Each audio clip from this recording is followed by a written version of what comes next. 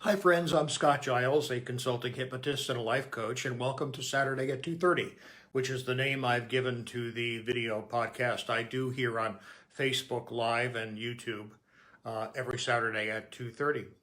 I always touch upon some theme of the hypnotic arts and sciences or life coaching, and today I'm going to talk a little bit about my background in philosophy.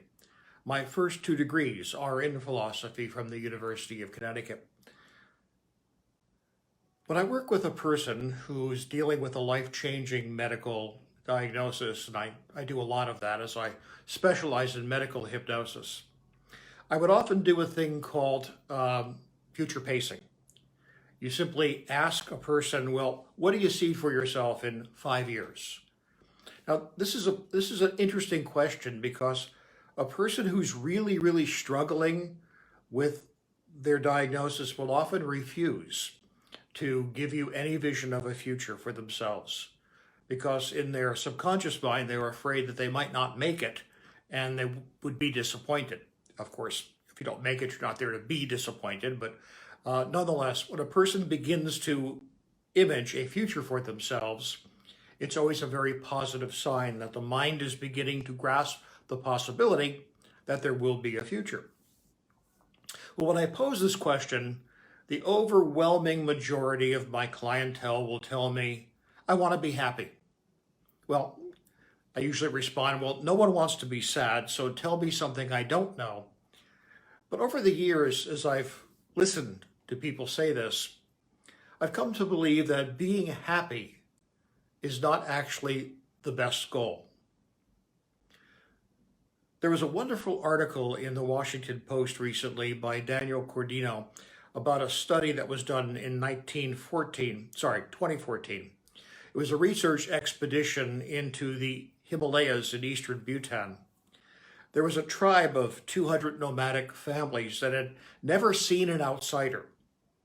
And the researchers went there as part of a study to see if human emotions are actually transcultural.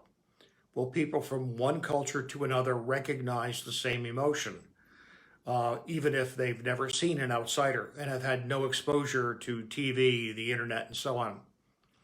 So they showed these people photographs of people in different emotional states, and without exception, they were able to recognize the emotion that they saw in the photograph. But what's interesting, none of them prized the happy emotions as much as emotions of calm contentment. And the guide and translator actually said, this is a quote, "Contentment is the highest ideal of human well-being. It is what the greatest enlightened masters have been writing about for thousands of years." And I completely agree with this. In his masterpiece, The Republic, the ancient Greek philosopher Plato talks about something he called the good. This appears as a dialogue between Glaucon and Socrates in the Republic. What Plato says through the mouthpieces of these characters is that the good isn't a clear idea. Instead, it's sort of like the sunlight that illumines what you see. Every noble, enjoyable thing that happens is illuminated by that which is good.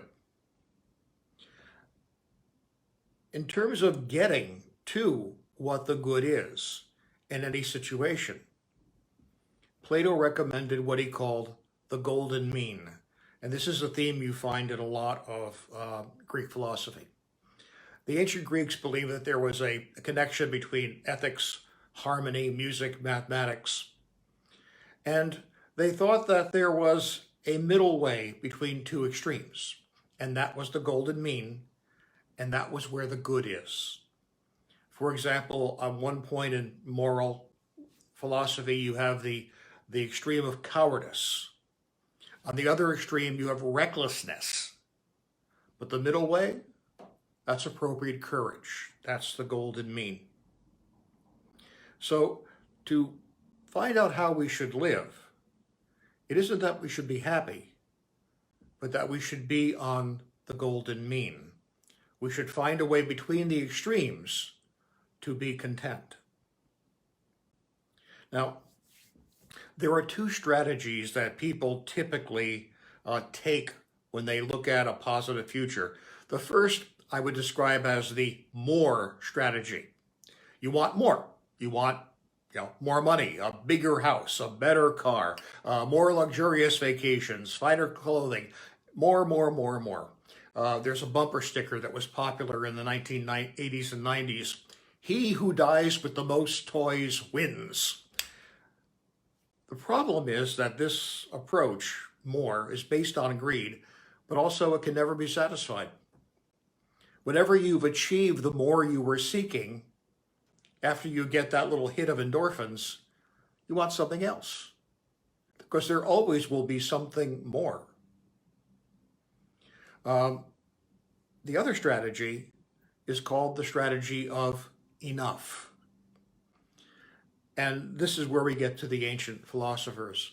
They never talked about happiness as the key to the good life. Instead, contentment, kind of a feeling of wholeness, is what they advocated. You don't have any meaningful deprivation or lack. You have enough for yourself and perhaps enough to share, but you don't keep striving. What you have is sufficient. You are content, and there is no longer a need to strive, only for a gentle self-improvement.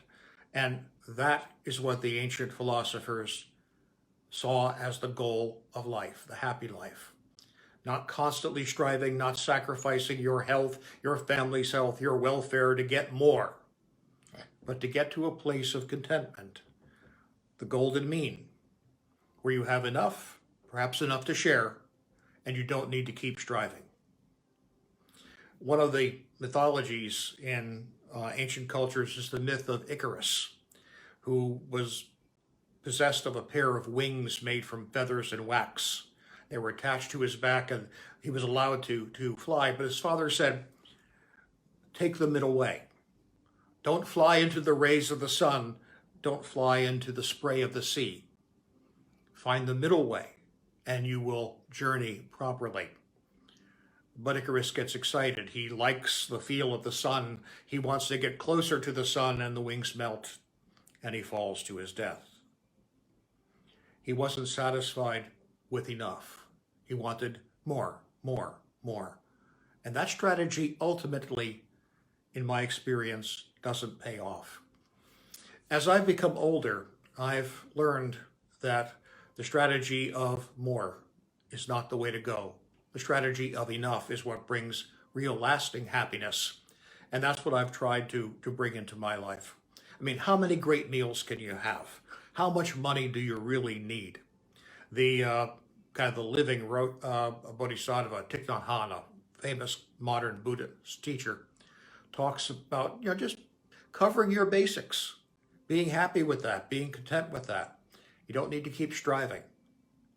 And that is the good, being content. And so, as someone with a life-changing medical condition myself, as I ask myself, what do I want over the next 5 years of my life? Well, of course I want to be healthy, but I want to be content. I want to be at peace with how my life is going, with what I have, with the flow of each and every day. Contentment, the golden mean. I recommend it to you. Hey, thanks for your attention today. I will be back next Saturday talking about something else. As always, if I can be of help to you, please feel free to reach out through my website. If you're watching this on YouTube, please subscribe and like. And if you're watching this on Facebook, please like and share. We do have a Patreon channel for those people who want a deeper involvement with my work, and I commend that to you as well. Take care. Do well.